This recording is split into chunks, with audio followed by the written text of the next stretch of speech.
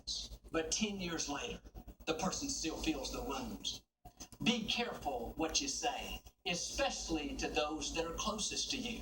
Are you taking care of your gift? Used to play basketball with a young man, and every time after the game, he'd say, well, I got to go home and see my old lady, talking about his wife. He didn't realize putting his wife down didn't make him look good. If she's the old lady, that means he's the old man. I used to tell him, I'm going to go home and see my wife, Queen Victoria. If she's the queen, that makes me the king, and I like that. Solomon wrote a book in the Bible. It's called the Song of Solomon. In the 8 chapters of his book, he praised his wife over 40 times. He was constantly talking about her strength, her beauty, her intelligence. All through the day, there's no woman like her. Hey, you say, Joel, you don't know my problem. My wife, she's hard to get along with. She's got a bad attitude. No, you start praising her. You start telling her how beautiful she is. When you talk about the good, you'll draw out the good. You talk about the negative, you'll draw out the negative. You need to remember the reasons you fell in love. When you were dating that person, you only focused on their good qualities. She's beautiful, she's fun, she's got a great sense of style.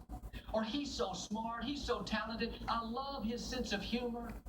That person had the same negative qualities back then as they have right now. You just didn't focus on it.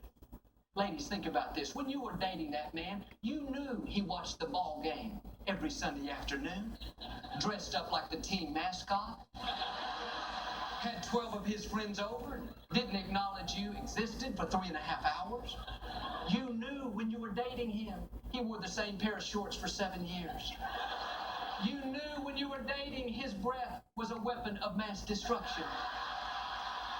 You knew his 40-inch waistline was bigger than his IQ. But you were so in love, you overlooked those qualities. Didn't bother you a bit. Men, when you were dating her, you knew that cooking wasn't her specialty.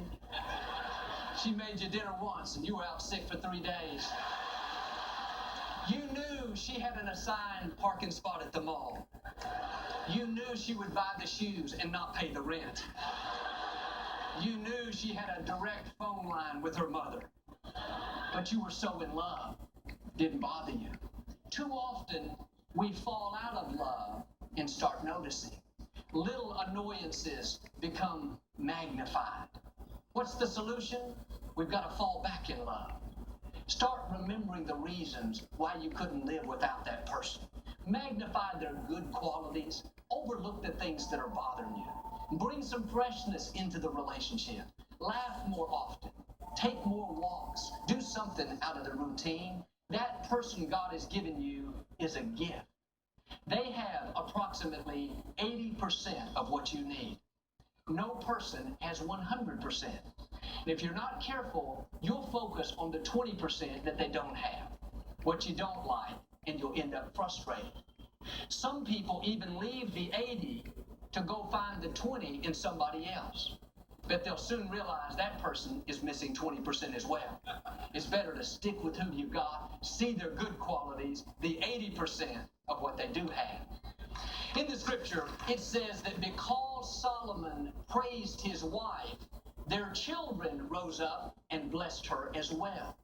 In other words, when the husband takes the lead and blesses the wife, the children will as well.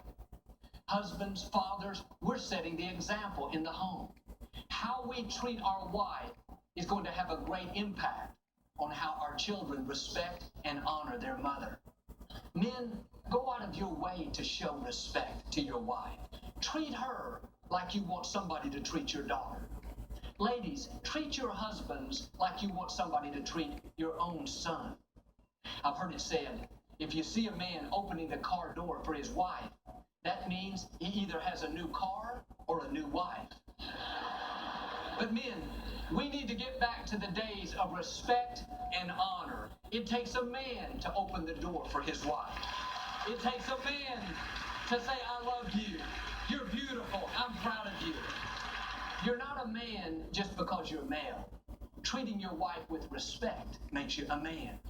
Taking care of your family makes you a man. Watching after your children, that's what really makes you a man. It's interesting, in reproduction, the father is the one that gives the child identity. The female has two X chromosomes. The male has an X and a Y chromosome. If the male gives the female another X, the baby will be a girl. If he gives her a Y, it will be a boy. But the female has no power to determine the sex of the child. The identity always comes from the father. I believe not only physically, but God has given us power as fathers to help our children know who they are. We have incredible influence in our children's lives. Fathers, we have a responsibility to affirm our children. Every day, I'm proud of you. You're going to do something great. You've got an amazing future. Our children need our approval. We're helping them to form their identity. But if we're too busy, we're never there, that child is not going to be as confident and secure as he should be. Fathers, be involved in your children's life. Bring them to church.